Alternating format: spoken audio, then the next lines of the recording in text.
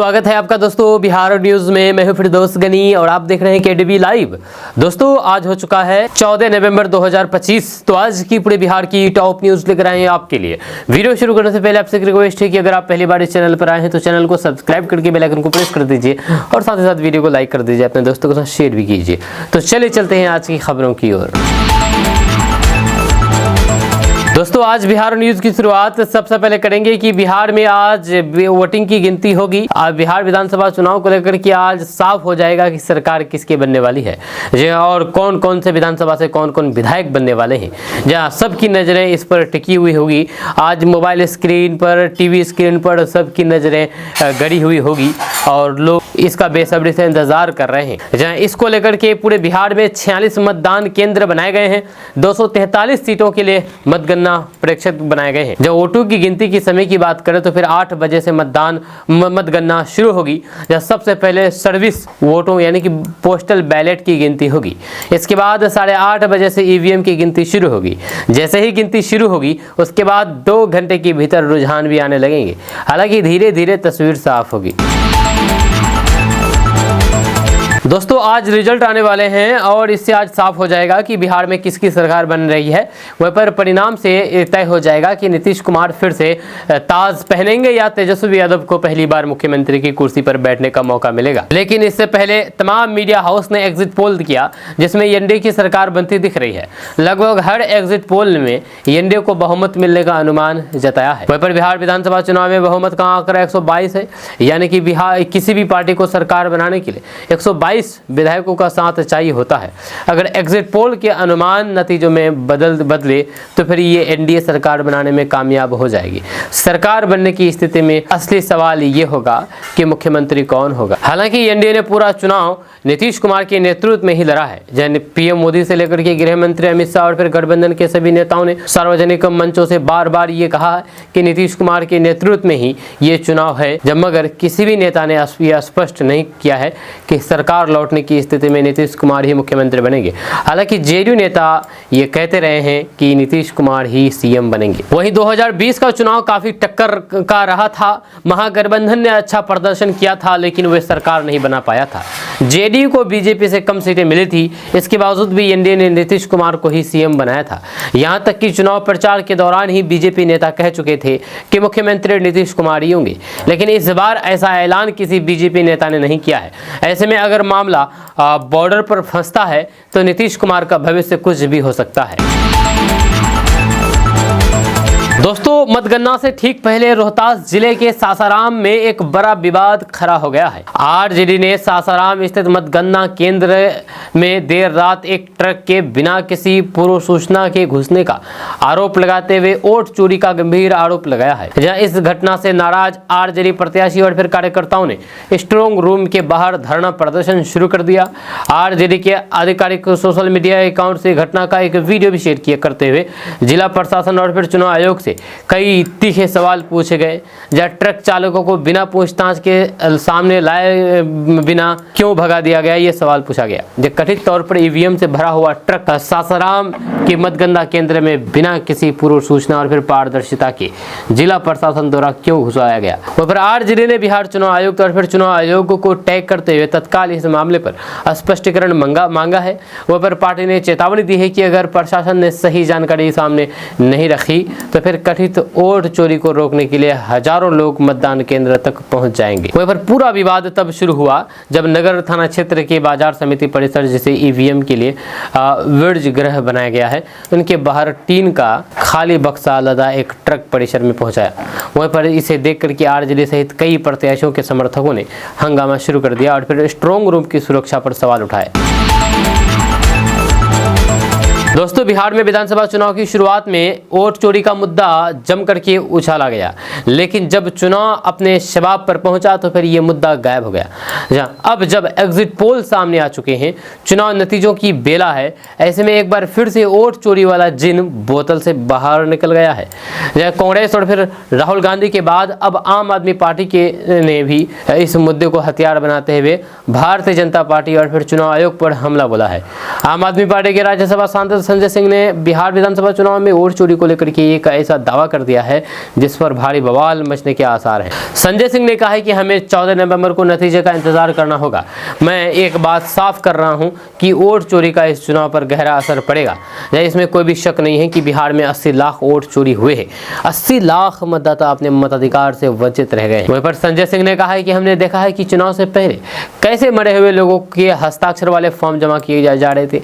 ऐसे में लोगों के हस्ताक्षर वाले फॉर्म जमा किए जा रहे थे जो चुनाव में थे ही नहीं। वहीं पर इस तरह ये घोटाला सामने आया है और फिर इसमें मुख्य चुनाव आयुक्त ज्ञानेश कुमार, प्रधानमंत्री नरेंद्र मोदी, पूरी भाजपा शामिल है।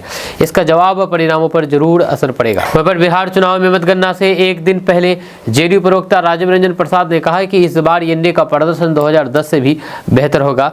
एक दर्जन से ज्यादा एजेंसियों ने एग्जिट पोल किए हैं और फिर सभी का निष्कर्ष है कि एनडीए का एक बार फिर से सत्ता में कब्ज आएगी। दोस्तों, बिहार विधानसभा चुनाव 2025 का दूसरा चरण पूरी तरह सियासी जोश और फिर रणनीति की टक्कर वाला रहा है। एनडीए और महागठबंधन दोनों ही अंतिम वार नहीं स्वीकार हार के मोड में चुनावी मैदान में उतरे। सेकेंड फेज में सबसे ज्यादा नजर 3 इलाकों पर रही, शाहबाद, मगध और सीमांत। इन तीनों रेंज में मतदान प्रतिशत भी अधिक रहा है और कयास लगाए जा रहे हैं कि यहीं से तय होगा सत्ता की चाबी किसके हाथ में जाएगी। तो आइए समझते हैं क्यों ये 3 इलाके चुनावी समीकरण में इतने अहम है। तो शाहबाद रेंज में भोजपुर, रोहतास, कैमूर और बक्सर जैसे 4 जिले आते हैं। जब पिछले चुनाव यानी कि 2020 में एनडीए को यहाँ पर करारा झटका लगा था। कुल 22 सीटों में से सिर्फ 2 सीटें उनके खाते में गई थी। वहीं पर भोजपुर की बरहड़ा और फिर आड़ा सीट, बाकी 20 सीटों पर महागठबंधन ने कब्जा जमाया था। वहीं पर कैमूर, रोहतास और बक्सर जिलों में तो एनडीए का खाता तक नहीं खुला था। इस बार एनडीए की पूरी कोशिश है कि इन जिलों में कुछ नई सीटें जीती जाए ताकि नुकसान की भरपाई हो सके। वहीं पर मगध के बारे में अगर बात किया जाए तो मगध रीजन में गया, जहानाबाद, अरवल और औरंगाबाद जिले शामिल है। जब यहाँ की 26 सीटों में से 2020 में एनडीए को सिर्फ 5 सीटें मिली थी। जब गया की 4 सीटों पर उसने जीत दर्ज की थी, लेकिन बाकी ज्यादातर सीटों पर महागठबंधन का दबदबा रहा। जब इस बार एनडीए की नज़र यहाँ की 21 सीटों पर है जहाँ पर वे पिछले बार हार गई थी। वहीं पर सीमांचल यानी कि पूर्णिया, कटिहार, अररिया और फिर किशनगंज, ये इलाका हमेशा से चुनावी तौर पर खास माना जाता है। यहाँ के 20 विधानसभा क्षेत्रों में से 12 सीटें अभी एनडीए के पास है, जबकि किशनगंज में उसका खाता भी नहीं खुला। यही वजह है कि इस बार एनडीए सीमांचल में विकास और फिर घुसपैठ जैसे मुद्दे पर पुरजोर लगाती दिखी। वहीं पर कुल मिलाकर के शाहबाद, मगध और सीमांचल की लड़ाई इस बार एनडीए के लिए निर्णायक साबित हो सकती है। जितनी ज्यादा सीटें ये 3 इलाके देंगे, सत्ता तक पहुंचने की एनडीए की राह उतनी ही मजबूत होगी। दोस्तों, सर्दियों के सबसे टेस्टी फल में अंगूर शामिल है। होली तक इस फल को लोग जम करके खाते हैं। पहले बाजार में अंगूर खरीदना रिस्की काम होता था। अंगूर खट्टे निकल जाते थे, लेकिन अब तो जिस अंगूर को खाए वो मीठा ही होता है। आखिर ऐसा कैसे हो गया कि अब अंगूर खट्टे नहीं होते हैं बल्कि ये मीठा होता है? तो दरअसल इसकी एक खास वजह है। आज अंगूर दिखने में जितना मीठा होता है, खाने में उतना ही अंदर से खतरनाक होता है। इसकी मिठास केमिकल से आती है। बाजार में चमचमाते काले हरे अंगूर देख करके मुंह में पानी आ जाता होगा, लेकिन ये मिठास प्राकृतिक नहीं बल्कि केमिकल की देन है। जहाँ किसान फसल को जल्दी बड़ा करने, चमकदार बनाने और कीटों से बचाने के लिए फंगीसाइड और ग्रोथ हार्मोन का छिड़काव करते हैं। नेशनल इंस्टीट्यूट ऑफ न्यूट्रिशन की रिपोर्ट कहती है कि क्लोरापाइरीफाई, कार्बोडाजिम, प्रोफेनोफोस जैसे खतरनाक केमिकल अंगूर में 50 गुना तक ज्यादा पाए जाते हैं। इसके अलावा लेड और फिर आर्सेनिक की मात्रा WHO लिमिट से 200% ऊपर तक पाई जाती है। इन केमिकलों को अंगूर की पतली छिलके सोख लेती है। ऊपर से वैक्स की चमकदार कोटिंग की जाती है जो दिखने में तो अच्छी लगती है, लेकिन अंदर जहर छिपाए रखती है। अगर इसे अच्छे से ना धोया जाए तो फिर खाना बेहद नुकसानदायक होगा। अगर इन अंगूरों को ला करके सादे पानी से धोया फिर इससे कोई भी फायदा नहीं है। ये केमिकल गहराई तक घुस चुके होते हैं। FSSAI की लैब टेस्टिंग से में पता चला है कि 80% बाजारू अंगूर पेस्टिसाइड लिमिट से ज्यादा दूषित होते हैं। बिना धोए 8 से 15 अंगूर खाने से शरीर में 0.5 mg क्लोरापाइरीफॉस जाता है, जो एक बच्चे के लिए घातक हो सकता है। इससे 5 तरह के प्रभाव हो सकते हैं। जब 5 मिनट के अंदर ही मुंह में जलन होने लगेगी और फिर जीभ में सूजन आ जाएगा। इसके अलावा उल्टी, चक्कर, पेट दर्द तक होने लगता है। साथ ही साथ सांस लेने में तकलीफ होने लगती है। लंबे समय तक इसे खाने से लीवर, किडनी फेल होने की भी संभावना बढ़ जाती है। तो ऐसे में अगर आप भी अंगूर खाते हैं तो आप बिल्कुल भी सावधान रहिए। तो आपको बता दें कि बच्चे और फिर बुजुर्ग इनका सबसे आसान शिकार होते हैं। जब बच्चों का इम्यून सिस्टम कमजोर होता है, 5-6 अंगूर भी उनके लिए जहर के समान है। बुजुर्गों की किडनी पहले से कमजोर होती है, एक बार ये वाला जहर खा गया तो फिर वापसी मुश्किल है। वहीं पर FSSAI ने इसे लेकर के चेतावनी भी दी है, लेकिन बाजार में फिर से धड़ल्ले से इसकी बिक्री होती है। FSSAI ने अलर्ट जारी किया है कि सर्दी के अंगूर खरीदने के बाद उसे 7 बार धोएं, उसके बाद अंगूर खाएं, नहीं तो अंगूर खाए ही ना।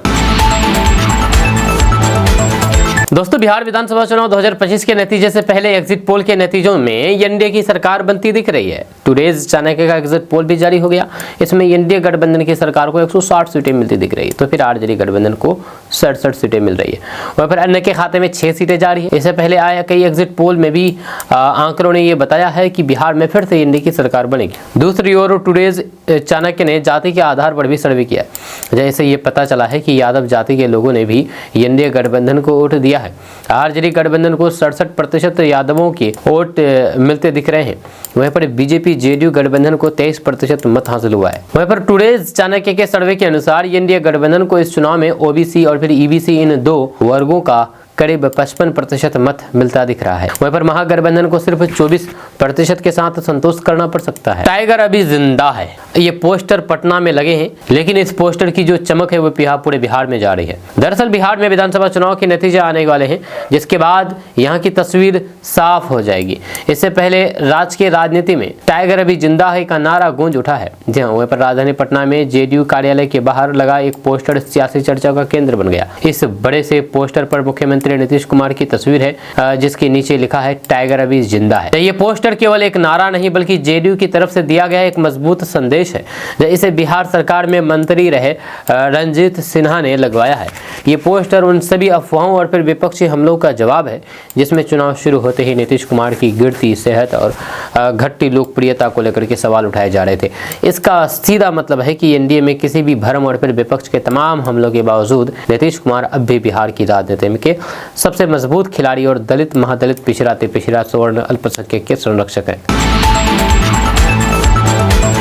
दोस्तों, भारतीय रेलवे ने यात्रियों की सुविधा को और बेहतर बनाने के लिए बच्चों की टिकट बुकिंग नियमों में बड़ा बदलाव किया है। नए नियमों के तहत छोटे बच्चों के साथ साथ माता पिता या फिर अभिभावकों के लिए ट्रेन यात्रा अब पहले से कहीं ज्यादा आसान और फिर स्पष्ट हो गई है। रेलवे ने 5 साल से कम उम्र के बच्चों के लिए मुफ्त यात्रा की सुविधा दी है, जबकि 5 से 12 साल के बच्चों के लिए विशेष किराया नियम लागू किए हैं। ये बदलाव तत्काल प्रभाव से लागू हो गए हैं और यात्रियों को टिकट बुकिंग के दौरान सही जानकारी दर्ज करने की सलाह दी गई है। वहीं पर रेलवे ने छोटे बच्चों के साथ यात्रा करने वाले परिवारों को बड़ी राहत दी है। नए नियमों के अनुसार 5 साल से कम उम्र के बच्चे बिना टिकट के ट्रेन में यात्रा कर सकते हैं, बशर्ते उन्हें अलग सीट या फिर बर्थ की जरूरत न हो। ऐसे में अभिभावक बच्चे को अपनी गोद में बैठा करके मुफ्त में यात्रा कर सकते हैं। हालांकि अगर बच्चे के लिए अलग बर्थ या फिर सीट बुक की जाती है तो फिर इसके लिए पूरा वयस्क किराया देना अनिवार्य होगा। रेलवे ने ये सुनिश्चित किया है कि छोटे बच्चों के साथ यात्रा करने वाले परिवारों को अनावश्यक खर्च से बचाया जा सके। वहीं पर 5 से 12 साल के बच्चों के लिए विशेष किराया नियम लागू किया है। रेलवे ने 5 से 12 साल की उम्र के बच्चों के लिए अलग नियम बनाए हैं, जो यात्रियों को लचीलापन प्रदान करते हैं। अगर इस आयु वर्ग के बच्चे को सीट या फिर बर्थ की जरूरत नहीं है और फिर टिकट बुकिंग के दौरान नो सीट नो बर्थ विकल्प चुना जाता है तो फिर बच्चे का टिकट आधे किराया पर उपलब्ध होगा। लेकिन अगर बच्चे के लिए सीट या फिर बर्थ बुक की जाती है तो फिर उसके लिए पूरा टिकट देना होगा। दोस्तों, बिहार विधानसभा चुनाव 2025 के एग्जिट पोल अब तो खत्म होने वाला है। एग्जिट पोल का जो मामला है, क्योंकि आज ही गिनती है, लेकिन राघोपुर विधानसभा सीट से विपक्षी महागठबंधन की ओर से मुख्यमंत्री पद के उम्मीदवार तेजस्वी यादव की जीत हो रही है या हार, इसके बारे में एक एग्जिट पोल ने एक आंकड़ा जारी किया है। जब कुछ प्रमुख विधानसभा सीटों पर भी एग्जिट पोल की रुझान, जिसमें राघोपुर भी शामिल है। तेजस्वी यादव की सीट पर आगे रहने की उम्मीद है। तेजस्वी यादव राघोपुर से लालू परिवार का घर माने जाने वाले राघोपुर सीट पर एक बार फिर से तेजस्वी यादव जीत रहे हैं। राघोपुर में तेजस्वी यादव की सीट पर आगे रहने की उम्मीद है। हालांकि वास्तविक परिणाम 14 नवंबर को वोटों की गिनती के बाद चुनाव आयोग करेगा, जिसके बाद बिहार के अगले मुख्यमंत्री का फैसला होगा। काउंटिंग में अगर गड़बड़ी हुई तो फिर सड़कों का नेपाल जैसा नज़ारा देखने को मिलेगा। ये कहना मेरा नहीं है, बल्कि ये कहना है आरजेडी नेता का। जी हाँ, दरअसल बात यह है कि बिहार विधानसभा चुनाव 2025 के नतीजे से पहले ही सियासी बयानबाजी तेज हो गई है। आरजेडी ने अब जिला प्रशासन को खुली चुनौती दे दी है। आरजेडी नेता सुनील सिंह ने कहा कि अगर मतगणना में किसी तरह की गड़बड़ी या फिर धांधली हुई तो फिर बिहार की सड़कों पर नेपाल जैसा नज़ारा देखने को मिलेगा। आरजेडी नेता के इस भड़काऊ भाषण को लेकर के बवाल मच गया है। एनडीए के नेताओं ने सीधे तौर पर आरजेडी की इस धमकी भरे संदेश का विरोध करना शुरू कर दिया। आरजेडी नेता सुनील कुमार सिंह ने कहा कि इस बार का मतदान बदलाव के लिए हुआ है। जनता ने नीतीश कुमार और बीजेपी की सरकार को पूरी तरीके से नकार दिया है। जब बिहार की जनता अब तेजस्वी यादव को मुख्यमंत्री के रूप में देखना चाहती है। 2025 में तेजस्वी यादव की सरकार बनने जा रही है।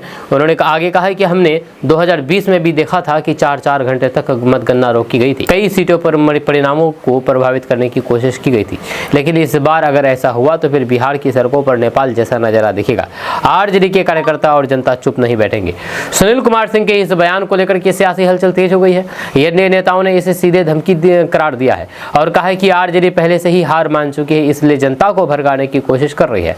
बीजेपी प्रवक्ता नीरज कुमार सिंह ने कहा कि आरजेडी को पहले से मालूम है कि जनता ने उन्हें नकार दिया है, इसलिए वे मतगणना से पहले माहौल बिगाड़ने की कोशिश कर रहे हैं। जब बिहार में कानून व्यवस्था बनी रहेगी, किसी को भी सड़कों पर अराजकता फैलाने की इजाजत नहीं दी जाएगी। दोस्तों, बिहार विधानसभा चुनाव के नतीजे का इंतजार अब आखिरी दौर में है, जहां 14 नवंबर को ये तय हो जाएगा कि बिहार की सत्ता पर कौन काबिज होगा।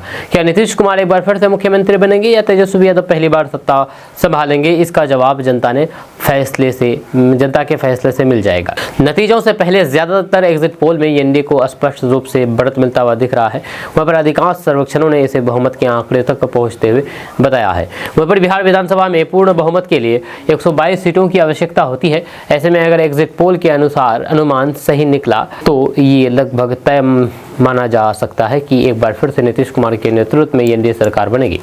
आपको बता दूं कि ये चुनाव एनडीए ने पूरी तरीके से नीतीश कुमार के चेहरे पर लड़ा था।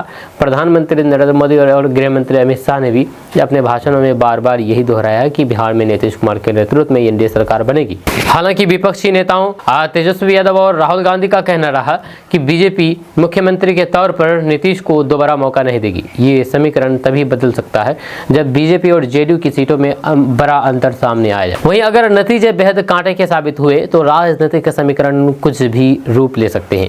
नीतीश कुमार ने अतीत में महागठबंधन के साथ हाथ मिलाया था, इसलिए अगर ऐसा कदम फिर दोहराया गया तो बहुतों को आश्चर्य नहीं होगा। हालांकि हाल के महीनों में वे बार बार ये कहते रहे हैं कि वे एनडीए में ही बने रहेंगे। फिर भी बिहार की राजनीति में नीतीश कुमार के अप्रत्याशित फैसले का सिलसिला नया नहीं है, इसलिए कुछ भी मुमकिन है। वहीं पर दूसरी ओर महागठबंधन की ओर से मुख्यमंत्री पद का चेहरा तेजस्वी यादव पहले ही घोषित किए जा चुके हैं। आरजेडी, कांग्रेस और फिर वीआईपी पार्टी इस गठबंधन का हिस्सा है। यदि एग्जिट पोल के अनुमान गलत साबित हुए तो तेजस्वी यादव के पास बिहार की सत्ता तक पहुंचने का बड़ा मौका होगा। दोस्तों, जिस मोकामा में दुलार चंद यादव की हत्या हुई थी वहां अनंत सिंह की जीत होगी या हार, इसको लेकर के एक मामला सामने आया है। दरअसल बात है कि ज्यादातर सर्वे एजेंसियां बिहार में फिर से नीतीश कुमार की सरकार बना रही है। वहीं पर महागठबंधन की ओर से इस दावे को फर्जी बताया जा रहा है। इस बीच आम लोगों की नज़र में बिहार के सबसे हॉट सीट में शुमार मोकामा पर टिकी है। जी हाँ, वैसे तो बिहार की हाई प्रोफाइल मोकामा विधानसभा सीट हर चुनाव में बनी रहती है, वजह है छोटे सरकार। जी हाँ, हम बात कर रहे हैं अनंत सिंह की, जो बिहार विधानसभा चुनाव 2025 में जेडीयू के टिकट पर चुनाव लड़ रहे हैं। चुनाव प्रचार के दौरान दुलार चंद यादव की जान जाने के बाद ये सीट एक बार फिर से सुर्खियों में आ गई है। अब जनता 14 नवंबर को आने वाले नतीजों का बेसब्री से इंतजार कर रहे हैं, जब ये साफ हो जाएगा होगा कि बाहुबली अनंत सिंह एक बार फिर से मोकामा पर राज करेंगे या फिर सूरजभान सिंह की पत्नी और आरजेडी उम्मीदवार वीणा देवी के सिर जीत का ताज सजेगा। तो मोकामा विधानसभा क्षेत्र में चुनावी रैली के दौरान दुलार चंद यादव की जान जाने से इलाका का माहौल काफी चुनौतीपूर्ण बना हुआ था। जहां हत्या का आरोप बाहुबली अनंत सिंह पर लगा है, जो फिलहाल पटना के बेउर जेल में बंद है। अनंत सिंह इस बार मोकामा से जेडीयू की टिकट पर चुनावी मैदान में उतरे हैं, जहां उनके जेल जाने के बाद सवाल उठने लगा है कि अब इसका असर वोटिंग पर कितना पड़ेगा। यह चुनाव संपन्न हो गए हैं और फिर कई सर्वे एजेंसियों की एग्जिट पोल्स भी आ गए हैं। कुछ एग्जिट पोल्स में एक बार फिर से मोकामा में छोटे सरकार और अनंत सिंह की जीत का दावा किया जा रहा है। वहाँ पर जेवीसी सर्वे एजेंसियों के एग्जिट पोल के मुताबिक मोकामा सीट से एक बार फिर से बाहुबली नेता अनंत सिंह जीत का परचम लहरा सकते हैं। एजेंसी ने राज्य में एनडीए की पूर्ण बहुमत वाली सरकार बनने का पुरजोर दावा किया है, जबकि महागठबंधन के खाते में 88 से 103 सीटों की संभावना जताई है। यहाँ पे सर्वे में अनंत सिंह को मोकामा में बढ़त दिखाया गया है, जबकि पूरे बिहार में एनडीए को 143 सीटें, महागठबंधन को 95 सीटें और फिर अन्य को महज 5 सीटें मिलती नजर आ रही है। दोस्तों, बिहार विधानसभा चुनाव के नतीजे भले ही कुछ भी हो, लेकिन एक बात तय है कि 14 नवंबर को यानी कि आज मतगणना के बाद मिठाइयों और फिर दावतों का दौर जोरों पर रहेगा। एनडीए और महागठबंधन दोनों ने अपनी अपनी जीत का दावा किया है और दोनों पक्षों के नेता अपने कार्यकर्ताओं, समर्थकों और फिर शुभचिंतकों के बीच जश्न मनाने की तैयारी में जुट गए। मोकामा विधानसभा से जेडीयू के प्रत्याशी अनंत सिंह ने तो पटना स्थित अपने सरकारी आवास पर 20,000 लोगों के लिए दावत देने की योजना बनाई है। वहाँ पर अनंत सिंह की यहाँ पर मिठाई तैयार करने से लेकर के भोजन का इंतजाम करने तक सभी तैयारियां जोरों पर चल रही है। वहीं पर मिठाई कारोबारियों ने भी चुनावी परिणामों को देखते हुए अपनी दुकानें सजानी शुरू कर दी है। लड्डू, काजू बर्फी, चंद्रकला और फिर रसकदम जैसी लोकप्रिय मिठाइयों की ऑर्डर मिलने लगे हैं। वहाँ पर मोकामा विधानसभा से जेडीयू के प्रत्याशी अनंत सिंह ने पटना में अपने सरकारी आवास पर 14 नवंबर को मतगणना के दिन 20,000 लोगों के लिए दावत की योजना बनाई है। वहीं पर इसके लिए उनके यहाँ पर टेंट लगवाए गए हैं और फिर मिठाई तैयार करने के लिए कारीगरों को काम पर लगाया गया है। वहाँ पर साथ ही साथ 200 क्विंटल दूध और फिर 1.5 क्विंटल खोआ मंगवाया गया है। इसके अलावा 20,000 लोगों को पूरी, पुलाव, दाल, गोभी, आलू, मटर और फिर बैगन बड़ी जैसी पारंपरिक व्यंजन खिलाने की तैयारी हो रही है। जीत को लेकर के आश्वस्त दर्जनों नेताओं और फिर उनके समर्थक भी अब से जश्न की तैयारी कर रहे हैं। वहाँ पर चुनावी नतीजों के बाद मिठाइयों की बिक्री में अचानक बढ़ोतरी देखने को मिल रही है। मिठाई कारोबारी अरुण कुमार बताते हैं कि चुनावी नतीजे आने के बाद यानी कि रिजल्ट आने के बाद सबसे ज्यादा लड्डू की मांग होती है, जिसे मोतीचूर, बूंदी और फिर बेसन के लड्डू प्रमुख है। इस बार वे 10 टन से ज्यादा लड्डू बांटे जाने की उम्मीद कर रहे हैं और इसके लिए बीते 2-3 दिनों से तैयारियां शुरू कर दी गई है। दोस्तों, चुनावी रणनीतिकार प्रशांत किशोर ने बिहार को लेकर के एक बड़ा दावा करते हुए अपने राजनीतिक भविष्य को दांव पर लगा दिया है। प्रशांत किशोर, पीके नाम से मशहूर प्रशांत किशोर ने कभी पूरे विश्वास से ये तो दावा नहीं किया है कि जनसुराज की ही सरकार बनेगी, पर ताल ठोक करके जदयू को 25 से ज्यादा सीटें नहीं मिलने की भविष्यवाणी भी की थी। उन्होंने यहाँ तक कहा था कि यदि नीतीश कुमार की पार्टी को इससे ज्यादा सीटों पर जीत गई तो वे राजनीति छोड़ देंगे। अधिकतर एग्जिट पोल में जो भविष्यवाणी की गई है, जब नतीजे उसके करीब भी आ रहे तो फिर प्रशांत किशोर खुद से लगाई अपनी शर्त हार सकते हैं। अधिकतर सर्वे में भाजपा जेडीयू की अगुवाई वाले महागठबंधन को यानी कि एनडीए गठबंधन को 150 से अधिक सीटों पर जीत मिलने की संभावना जताई है। वहाँ पर एक्सिस माई इंडिया के मुताबिक एनडीए को 121 से 141 सीटें मिल सकती है, तो महागठबंधन को 98 से 118 सीटों पर जीत मिल सकती है। जब सर्वे एजेंसी के मुताबिक जेडीयू का तीर 56 से 62 सीटों पर विजय निशाना लगा सकते हैं। यदि एजेंसी के अनुमान से 15 से 20 सीटें कम भी जेडीयू को मिली तो फिर प्रशांत किशोर के सामने ये चुनौती होगी कि वे अपने बयान पर कायम रहते हुए राजनीति छोड़ने का ऐलान कर देंगे या फिर यूटर्न के लिए कोई नई दलील पेश करेंगे। अब सवाल है कि प्रशांत किशोर ने क्या कहा था। तो आपको बता दें कि प्रशांत किशोर ने कई टीवी इंटरव्यू और फिर जनसभाओं में जेडीयू को 25 से कम सीटें मिलने का दावा करते हुए कहा था कि यदि ये सच नहीं हुआ तो फिर वे राजनीति छोड़ देंगे। एक न्यूज चैनल को दिए गए इंटरव्यू में भी प्रशांत किशोर ने दावा किया था। उन्होंने कहा था कि एनडीए की सरकार बिल्कुल भी नहीं आ रही है, लिख कर ले लीजिए, 2-3 बातें लिख करके ले लीजिए। नीतीश कुमार नवंबर के बाद मुख्यमंत्री नहीं बनेंगे, नया मुख्यमंत्री होगा। जेडीयू को तीर सिंबल को 25 से ज्यादा सीटें नहीं आएगी, वहीं पर अगर आ गई तो फिर वे छोड़ देंगे भाई, राजनीति छोड़ देंगे। एक अन्य चैनल में दिए गए इंटरव्यू में जब प्रशांत किशोर से पूछा गया तो उन्होंने जेडीयू को 25 से ज्यादा सीटें अपने आने पर सियासत छोड़ने की बात कही, तो फिर उन्होंने दोहराते हुए कहा कि रिजल्ट के बाद यदि 25 सीट से ज्यादा जेडीयू को आ जाए, यदि जनसुराज भी जीता होगा तो मैं छोड़ दूंगा। मैं इतने दावे के साथ कह रहा हूं कि नहीं आएगी 25 सीटें, लिख करके ले लो मेरी बात, वजह की बात नहीं तो फिर शर्त लगाने वाली बात हो गई है। दोस्तों, क्या पता है कि वोटों की गिनती से पहले ईवीएम स्ट्रांग रूम की चाबी किसके पास होती है? चलिए आगे जानते हैं कि आखिर इसका रखवाला कौन करता है, कौन निगरानी करता है। तो आपको बता दें कि आज वोटिंग होने वाली है, गिनती होने वाली है, चुनाव रिजल्ट आने वाले हैं। वोटों की गिनती से पहले बड़ा सवाल यही होता है कि इन दिनों के बीच आपकी वोटिंग मशीन यानी कि ईवीएम कहाँ रखी जाती है और उसकी सुरक्षा कौन करता है। कई लोगों के मन में यह भी सवाल उठता है कि क्या इस दौरान ईवीएम मशीन से छेड़छाड़ संभव है। इन सवालों को लेकर के चुनाव आयोग के दिशा निर्देश बताते हैं कि मतदान खत्म होते ही हर जिले में ईवीएम को स्ट्रांग रूम में रखा जाता है और वहां सुरक्षा के बहुत कड़े इंतजाम किए जाते हैं। ऐसे में चलिए अभी हम आपको बताते हैं कि वोटों की गिनती से पहले ईवीएम स्ट्रांग रूम की चाबी किसके पास होती है और इसकी निगरानी कौन करता है। तो वोटिंग खत्म होने के बाद ईवीएम और वीवीपैट मशीनों को स्ट्रांग रूम में रखा जाता है। इसे स्ट्रांग रूम इसलिए कहा जाता है क्योंकि एक बार मशीन अंदर चली जाने के बाद कोई भी व्यक्ति वहां पर प्रवेश नहीं कर सकता है। अगर किसी विशेष स्थिति में अंदर जाना जरूरी हो तो फिर निर्वाचन आयोग से अनुमति लेनी पड़ती है। अनुमति मिलने के बाद भी कोई व्यक्ति अकेले अंदर नहीं जा सकता है, बल्कि उसे सुरक्षा कर्मी और फिर अधिकृत अधिकारियों के साथ ही अंदर जाया जा सकता है। स्ट्रांग रूम के किसी प्राइवेट प्रॉपर्टी या फिर बिल्डिंग में नहीं बनाया जाता है। आपको बता दूं कि स्ट्रांग रूम किसी प्राइवेट प्रॉपर्टी या बिल्डिंग में नहीं बनाया जा सकता है, यह हमेशा सरकारी भवनों में ही बनता है। जिला मजिस्ट्रेट खुद स्ट्रांग रूम का निरीक्षण करते हैं और सुरक्षा की स्थिति का जायजा लेते हैं। इस जगह का चयन पहले से ही करके चुनाव आयोग को भेजा जाता है। इसके अलावा स्ट्रांग रूम ऐसी जगह नहीं हो सकता है जहां पर बाढ़ या फिर आग लगने का खतरा हो या फिर पास में काम चल रहा हो। वहां पर स्ट्रांग रूम की सुरक्षा 3 स्तरों पर होती है, जिसमें पहला घेरा यानी कि अंदरूनी सुरक्षा होती है। इसमें केंद्रीय अर्धसैनिक बलों के जवान को निगरानी की जिम्मेदारी दी जाती है। इसके बाद दूसरा घेरा यानी कि मध्य स्तर की सुरक्षा भी केंद्रीय बलों के नियंत्रण में रहती है। वहीं पर तीसरा घेरा यानी कि बाहरी सुरक्षा राज्य पुलिस संभालती है। इसके अलावा पूरे परिसर में 24 घंटे सीसीटीवी कैमरे से निगरानी की जाती है। सभी फुटेज कंट्रोल रूम में अधिकारियों और फिर उम्मीदवारों के प्रतिनिधियों को लगातार दिखाई जाती है। वहाँ पर स्ट्रांग रूम की निगरानी की जिम्मेदारी जिला निर्वाचन अधिकारी यानी कि डीईओ पर होती है। इसके साथ चुनाव पर्यवेक्षक और फिर वरिष्ठ अधिकारी लगातार निरीक्षण करते हैं। हर आने जाने वालों का नाम, समय और उद्देश्य रजिस्टर्ड में दर्ज किया जाता है। इसके अलावा प्रत्याशी या फिर उसके प्रतिनिधि सीसीटीवी के माध्यम से मशीनों पर नजर रख सकते हैं। वहाँ पर स्ट्रांग रूम को डबल लॉक सिस्टम से सील किया जाता है। एक चाबी रिटर्निंग ऑफिसर के पास होती है और दूसरी असिस्टेंट ऑफिसर के पास होती है।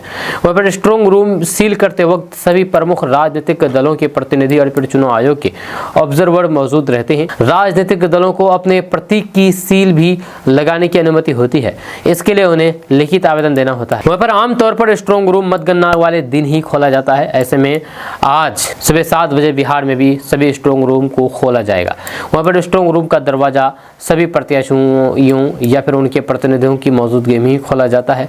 इस दौरान पूरी प्रक्रिया की वीडियोग्राफी की जाती है। इसके बाद मशीनों को काउंटिंग हॉल तक ले जाया जाता है और फिर वहाँ उसकी सील और यूनिक आईडी की जांच की जाती है।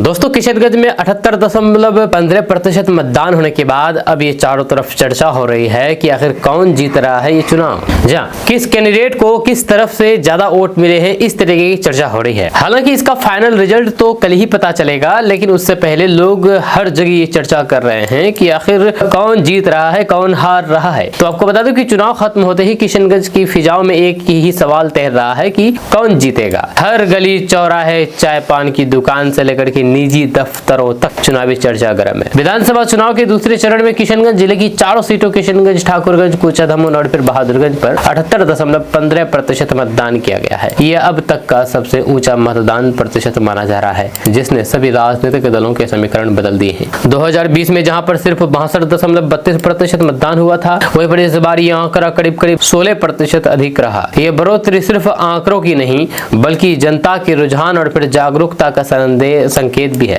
दिलचस्प बात यह है कि इस बार महिलाओं और फिर युवाओं ने मतदान में बढ़ चढ़ करके हिस्सा लिया है। गांव से लेकर के शहरी इलाकों तक का लोगों में इस बार बदलाव लाना है जैसी भावना स्पष्ट रूप से देखी गई है। वहाँ पर चुनाव के बाद अब प्रत्याशी और फिर उनके समर्थक अपनी अपनी जीत का अनुमान लगाने में जुटे हैं। जब कांग्रेस, बीजेपी, AIMIM, जनसुराज और फिर RJD सभी के दफ्तरों में उत्सुकता और बेचैनी का माहौल है। जब 14 नवंबर को होने वाली मतगणना का इंतजार हर किसी को है। वहाँ पर कई राजनीतिक विश्लेषक विश्लेषक और फिर स्थानीय जानकार ये भी कह रहे हैं कि इस बार मतदान प्रतिशत में बढ़ोतरी एसआईआर इफेक्ट की वजह से हुई है। एसआईआर फैक्टर जो सीमांचल की राजनीति में अहम भूमिका निभाया है। माना जा रहा है कि इस बार कुछ सीटों पर एसआईआर का असर निर्णायक साबित हो सकता है। वहीं पर चुनावी माहौल में ये बात भी चर्चा में है कि बढ़े हुए मतदान ने कई पुराने समीकरणों को बिगाड़ दिया। जहां पर बीजेपी किशनगंज सीट को बचाने के लिए जी जान से जुटी थी, वहीं पर कांग्रेस इसे अपनी पारंपरिक सीट मानते हुए फिर से कब्जा बरकरार रखना चाहती है। वहीं पर एआईएमआईएम की नजर 2019 के उपचुनाव जैसी वापसी पर है, जब उम्मीदवार ने यहां पर से बड़ा उलटफेर कर दिया था। वहीं पर राजनीतिक हलकों में यह भी कहा जा रहा है कि इस बार उच्च मतदान का फायदा उस दल को मिल सकता है जिसने जमीनी स्तर पर संगठन को मजबूत किया और मतदाताओं तक आखिरी वक्त तक पहुंच बनाई। वहीं पर